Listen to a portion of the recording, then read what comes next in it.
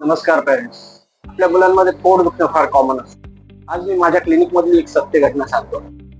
ते म्हणजे एक एज्युकेटेड पेरेंट्स आले ज्यांच्या मुलीचं वारंवार वारंवार पोट दुखत होतं. बऱ्याच डॉक्टरांना दाखवून झालं, तरीही पोट दुखणं काही कमी होत नव्हतं. जेव्हा मी प्रॉपरली हिस्ट्री घेतली तेव्हा कळाली की ती मुलगी मेनली लिक्विड डाएट म्हणजे दूध, ज्युसेस, फास्ट फूड, बाहेरचं अन्न जास्त घेते.